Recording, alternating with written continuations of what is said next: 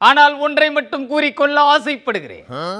எனது 60வது பிறந்த நாள் விழாவில் வாழ்நாள் சாதனையாளனாகிய என்னை திக்குமுக்காட வைக்கும் அளவுக்கு எனக்கு என்ன வாங்கி கொடுக்க போகிறீர்கள் என்று மேடையில் கேள்வி எழுப்பினார். ஜாமீன் வாங்கி கொடுப்பதாக கூட்டத்தில் இருந்து குரல் வருகிறது.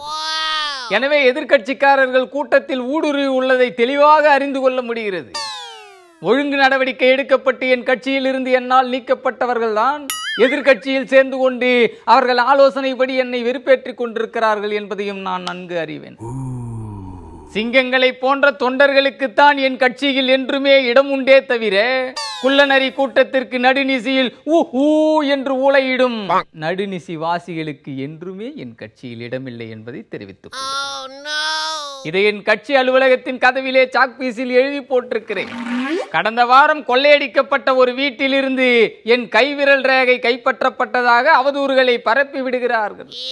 கொள்ளையடிக்கப்பட்ட அந்த வீடு ஒரு ஜோசியரின் வீடாகும். அவரது வீட்டில் ஜாதகம் பார்க்க வரும் பலரும் அவர்களது கைரேகைகளை கொடுத்திருப்பார். அரசியலில் என் எதிர்காலம் எப்படி இருக்கும் என்று கணிப்பதற்காக நானும் என் கைரேகையை அந்த ஜோசியரிடம் கொடுத்திருந்தேன். இதை திரித்து எதிர்க்கட்சிக்காரர்கள் எனக்கு எதிராக பல அவதூறுகளை மிக தீவிரமாக பரப்பிக் கொண்டிருப்பதை மிக வன்மையாக கண்டிக்கிறேன். இதை கண்டித்து சர்வதேசம் தழுவிய போராட்டத்தை விரைவில் அறிவிக்க உள்ளேன். அதில் நம் கட்சிக்காரர்கள் அனைவரும் தவறாமல் பங்கேற்க வேண்டும். அப்படி பங்கேற்க வராவிட்டால் தன்னந்தனியாக நானே தெருவில் இறங்கி போராடும். இடிதாங்கியின் இந்த இயக்கம் யாரையும் நம்பி இல்லை. இந்த இயக்கத்தை எந்த கொம்பனாலும் அழிக்க முடியாது.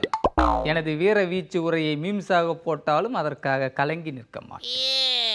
என் கட்சி அலுவலகத்துக்கு தீவிரவாதிகள் குண்டு வைத்து விட்டதாக வந்த தகவலையே கண்டு கலங்காத இந்த இடிதாங்கி பேஸ்புக்கில் என்னை பற்றி போடும் மீம்ஸுகளை கண்டா கலங்கிவிடப் போகிறார்.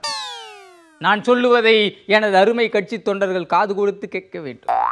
போலீஸ் ஸ்டேஷன், கோர்ட், ஜெயில் என எல்லாவற்றிற்கும் நடந்து செல்லும் தூரத்தில் என் கட்சி அலுவலகத்தையும் வீட்டையும் வைத்திருக்கிறேன் என்றால் எவ்வளவு நுண்ணறிவோடும் சாணக்கியத்தனமாகவும் கட்சி நடத்தி கொண்டிருக்கிறான் இந்த இடிதாங்கி என்பதை சர்வதேச அரசியல் ஆய்வாளர்களின் கவனத்திற்கு எடுத்து செல்ல வேண்டும் என்று தொண்டர்களிடம் வேண்டுகோள் விடுத்துக்கொண்டு உங்கள் எல்லோரையும் எச்சரித்து விடைபெறுகிறேன்.